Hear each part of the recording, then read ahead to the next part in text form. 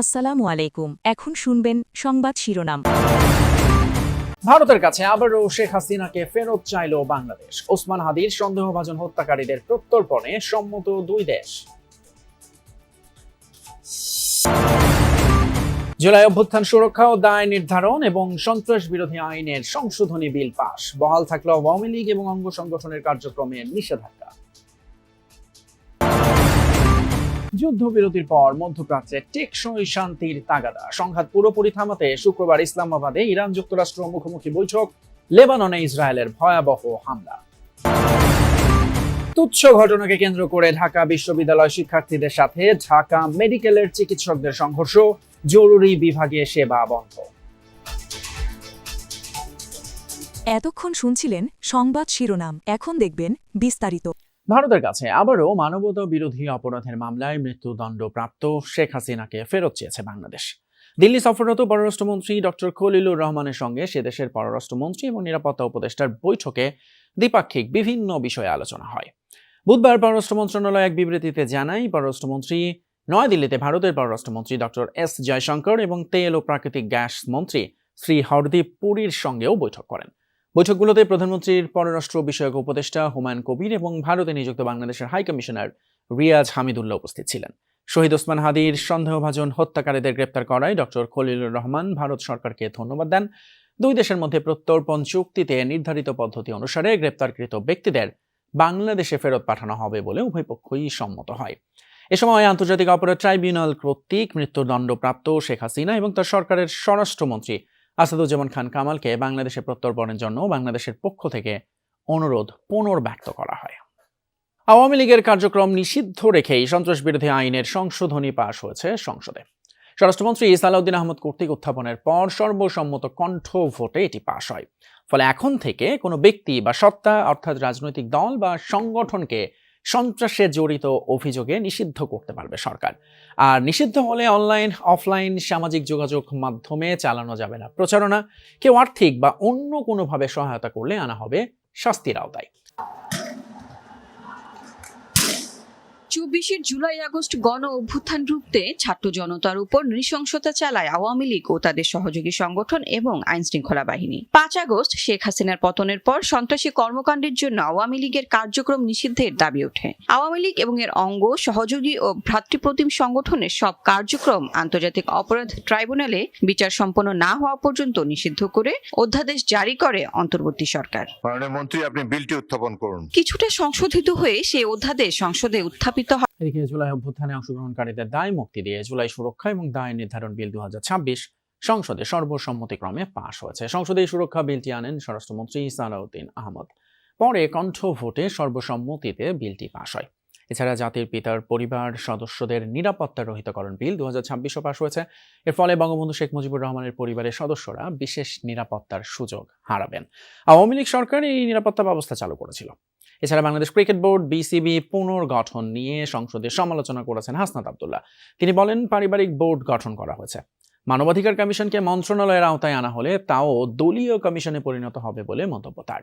পরে এই বক্তব্যের জবাবে স্বরাষ্ট্রমন্ত্রী বলেন, অন্তর্বর্তী সরকারের ক্রীড়া উপদেষ্টা জেলা কমিটির মাধ্যমে প্রভাব খাটিয়ে বিসিবির কমিটি দিয়েছিলেন। সরকার তা পুনর্গঠন করেছে। সংসদের বৈঠক বৃহস্পতিবার সকাল 10:30 পর্যন্ত মুলতবি করা হয়েছে। জুলাই জাতীয় সনদ স্বাক্ষরিত হয়েছে। মাননীয় স্পিকার, এই এখন আর বাংলাদেশ ক্রিকেট বোর্ড এটা নাই, এটা হয়ে গেছে বাপের দোয়া ক্রিকেট বোর্ডে পরিণত হয়েছে। যেভাবে দখল করা হয়েছে বাপের দোয়া ক্রিকেট বোর্ড, এই বাস্তবতায় যদি জাতীয় মানবাধিকার কমিশনকে একটা মন্ত্রণালয়ের অধীনে রাখি, স্বরাষ্ট্র মন্ত্রণালয়ের অধীনে রাখি, তাদের মাধ্যমে আমরা নিরপেক্ষ কোনো ধরনের অনুসন্ধান আমরা কতটা পাবো সেটা নিয়ে কিন্তু আমরা সন্দিহান। ক্রিকেট কন্ট্রোল বোর্ড কিভাবে আসলো মাননীয় স্পিকার? বাংলাদেশ ক্রিকেট কন্ট্রোল বোর্ডের ইন্টারিম গভর্নমেন্টের সময় তৎকালীন ক্রীড়া উপদেষ্টা ক্ষমতার প্রয়োগ করে সারা বাংলাদেশে জেলা কমিটিগুলোকে প্রভাবিত করে সেভাবে নিয়ে আসে। বাংলাদেশে যেগুলো রেজিস্টার্ড ক্লাব ছিল তাদের তাদেরকে সর্বোচ্চ ক্ষমতা প্রয়োগ করে একতরফাভাবে ক্রিকেট বোর্ডের একটা বোর্ডিং করা।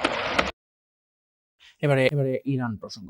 2 সপ্তাহের জন্য যুদ্ধবিরতিতে সম্মত হয়েছে যুক্তরাষ্ট্র, ইসরায়েল ও ইরান।